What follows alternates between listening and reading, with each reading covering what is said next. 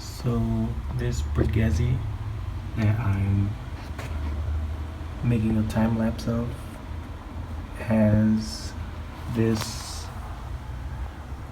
I'm guessing, fungal infection, and before it spreads to the entire cactus, I decided to chop it maybe 2 centimeters above the neurotic skin.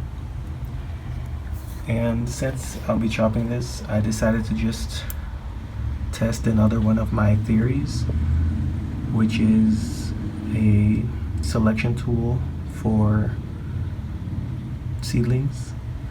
And this BRIX was the lowest tested BRIX measurement of all my cacti. This one measured at 2.2, and so that there's a comparison, these three measured the highest, this one being the highest of them all, but I'm not going to cut this one, and I decided to cut this one right here. This one measured at 4.2 BRIX. So I'll be cutting them both today. I'll be despatting today, and I'll be chopping them up to dry today to prevent any variables like the time it was harvested, and I allowed one to dry longer than the other, the drought period. So they're currently in the drought period, but it's only been about a week. And in any case, they're both in the same planter, they get the same nutrition and close enough sunlight. Obviously this one has a bit more shade, but overall they're in the same conditions. So I'll be chopping this one, which is the lowest BRIX level, and this one, which is among the highest. So this one is the third highest. I believe it was 4.2 BRIX, 2.2. So in theory, I suspect this one to have a lower alkaloid content, and this one to have a higher alkaloid content. These three were among the lowest tested BRIX levels, and they are the ones that have the most issues so far. So yeah, I'll be testing this theory, and we'll see if it's true or not. Obviously, just two seedlings or two cacti is not a fair assessment. If this proves true, I'll test another of the higher alkaloid BRIX at some point in the future. I won't be testing these since they're Pacanoids or Peruvianus, I'm not sure, but I'm using these as the experiment since they're both BRIX, and they're both in the same planter. So yeah. And here are the two cuttings. They're similar size, but their weight will vary since this one is slightly thicker.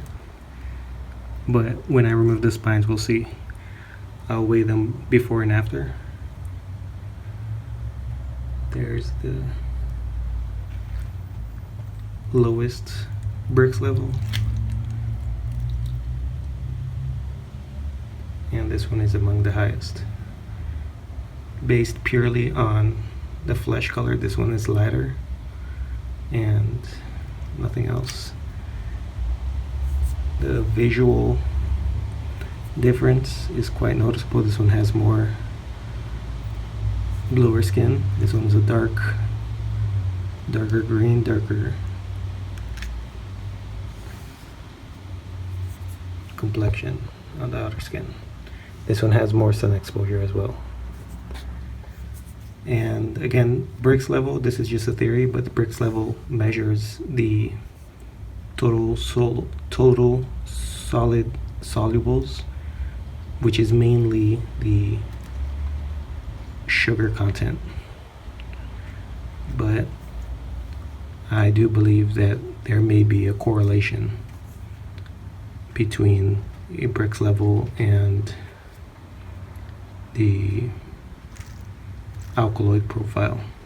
So we'll be testing that theory, and I'll follow up with the after photos after despining, and I'll check the weight as well.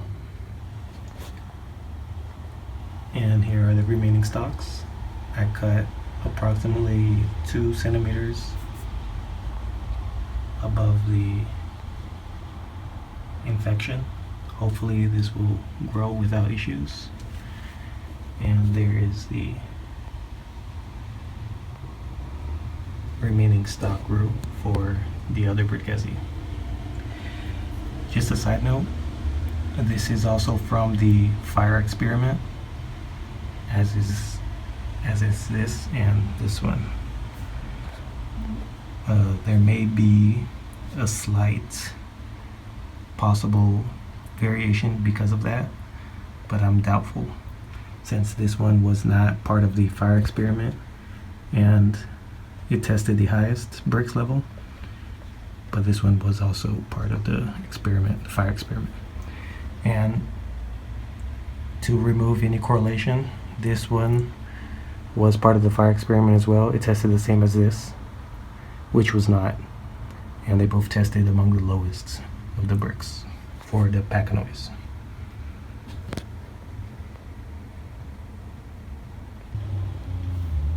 So here's the starting weight for both cuttings.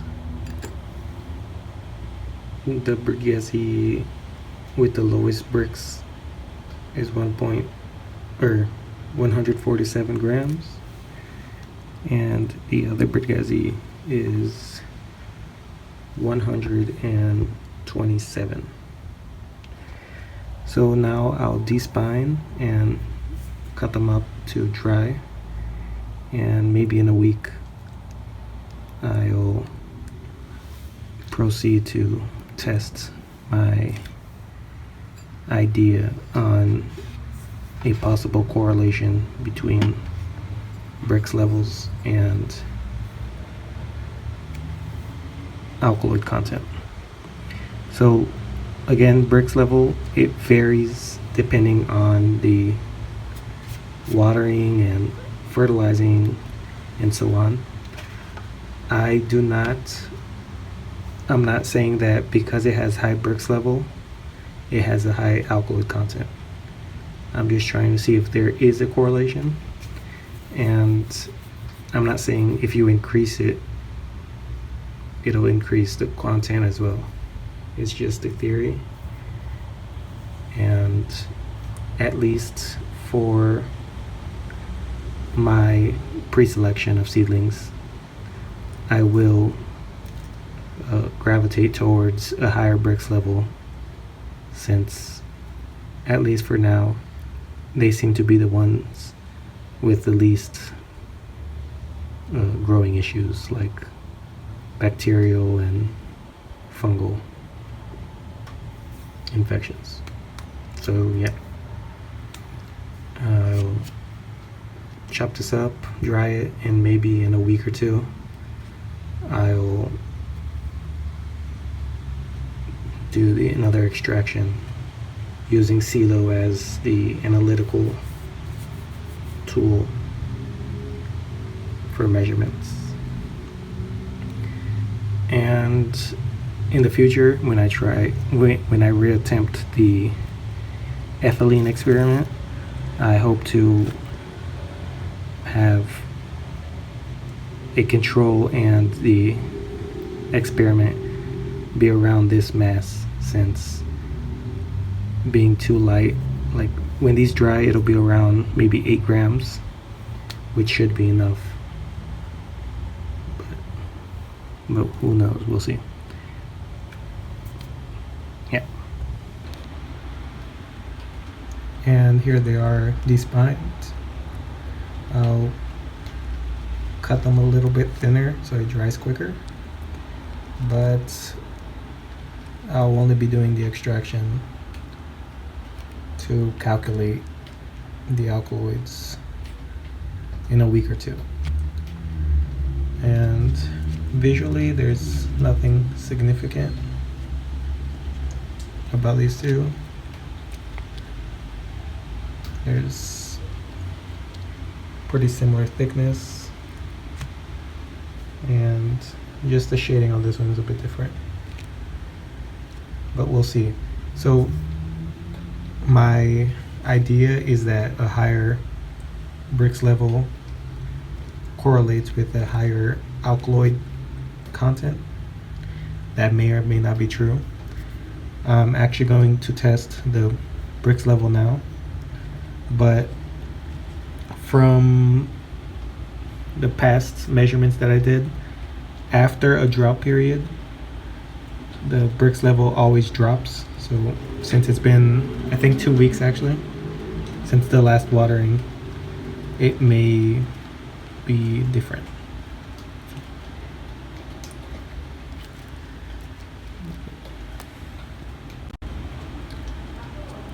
And I just tested the BRIX level.